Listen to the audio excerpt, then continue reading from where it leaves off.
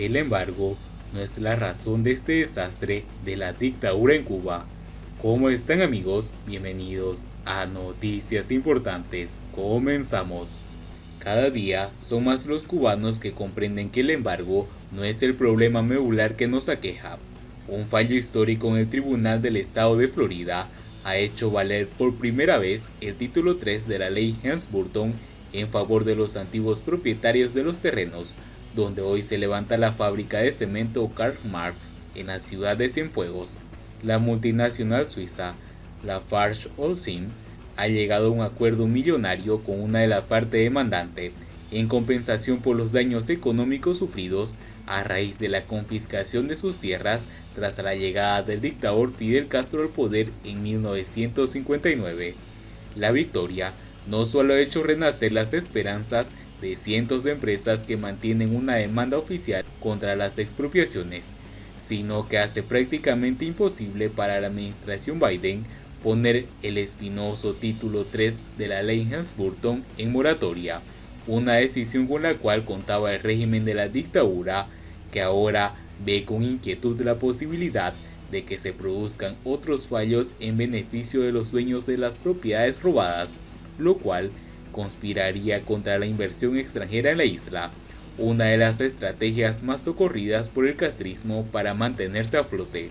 A raíz del fallo en Florida, varias opiniones sobre la naturaleza del embargo, su pertenencia en los tiempos que corren y el carácter injerencista que le atribuyen fueron publicadas en redes sociales, algunas que otras firmadas por opositores que de vez en cuando le hacen un guiño al discurso oficial para dar a entender que existe un terreno común. Lo que deliberadamente omiten esas voces moderadas es que ha sido siempre un problema entre los gobiernos de Cuba y Estados Unidos. Si las restricciones impuestas por un régimen ladrón afectan a los cubanos, es precisamente por la tosudez de una familia que adjudicó en nombre del pueblo tantas grandes empresas como a los pequeños y medianos negocios que eran de propiedad privada antes del descalabro de 1959. Traer a colación las pocas compensaciones que se entregaron a los dueños perjudicados por el proceso de nacionalización es una burla. Muchos no aceptaron las indemnizaciones por lo irrisorio del monto. Otros tomaron el dinero y emigraron, sabiendo que la revolución de los barbudos confiscaría todo, queriendo ellos o no. Hasta la fecha, no ha trascendido que las personas expropiadas hayan considerado justo aquel proceso ni satisfactorias las reparaciones obtenidas. Es fácil perorar en la misma cuerda del régimen, despotricar contra el bloqueo y especular sobre cuán distintas serían las cosas sin la supuesta represión de Estados Unidos. Lo difícil es ponerse en lugar de quienes lo perdieron todo en manos de un puñado de rufianes que prometió poner los recursos del país a disposición del pueblo, cosa que jamás sucedió.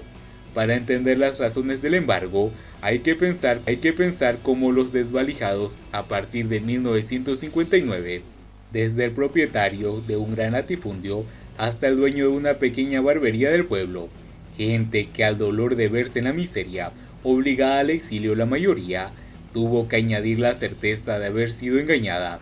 Los emprendedores en estos tiempos, titulares de casas de renta, paladares, hostales, entre otros, deberían cuestionarse cómo reaccionarían ante una oleada de expropiaciones igual a la que desató Fidel Castro.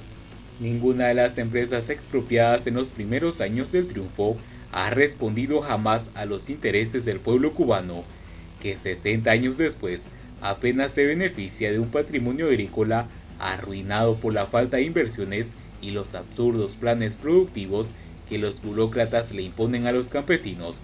El resto de lo poco que produce en el país hay que pagarlo en dólares, incluido el internet más caro y de peor calidad del mundo. La familia Castro se apropió de bienes ajenos, secuestró el poder político y ha controlado la economía cubana por décadas, prohibiendo la participación ciudadana en la gestión de los recursos del país y a espaldas de la transferencia fiscal e institucional. Mucho ha costado entender la realidad de las cosas, pero cada día son más los cubanos que comprenden que el embargo no es el problema medular que nos aqueja. El embargo podría ser levantado hoy mismo y Cuba seguiría sin libertades ciudadanas, a merced de un régimen opresor y peligroso como pocos.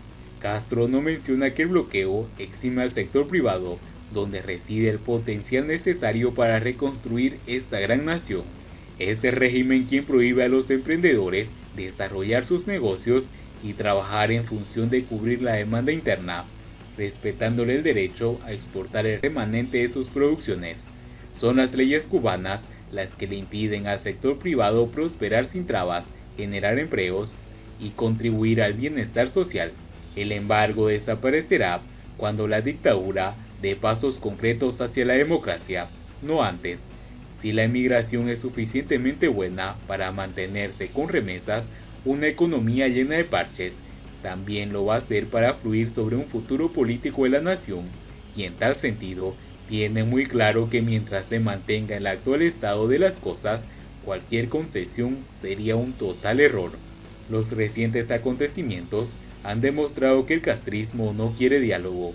En consecuencia, los cubanos dentro de la isla no tienen más opciones que permanecer de rodillas o enfrentarse, en condiciones desiguales, a un poder supraconstitucional que controla el ejército, los medios de comunicación y el aparato legislativo del que abusa a placer para hacer cenar las voces opositoras.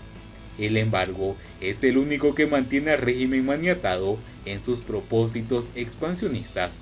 Las deudas multimillonarias acumuladas ya desde la era de Fidel Castro, el estado general de Cuba y la catástrofe venezolana deberían ser señales de alarmas para quienes creen el papel de víctima que representa la diplomacia de la dictadura en los cónclaves internacionales.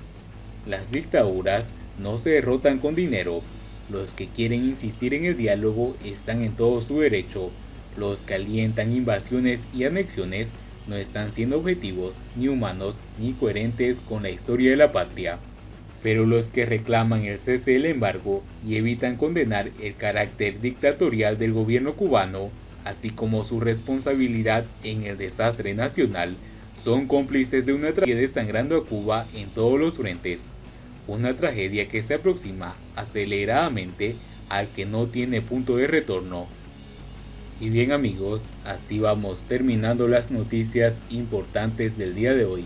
Espero que las noticias hayan sido de su agrado y no olviden que nos ayudarían mucho compartiendo las noticias y así poder informar a muchas más personas de la verdadera realidad en Cuba. Muchas gracias por seguirnos. No olviden suscribirse. Nos vemos en el siguiente.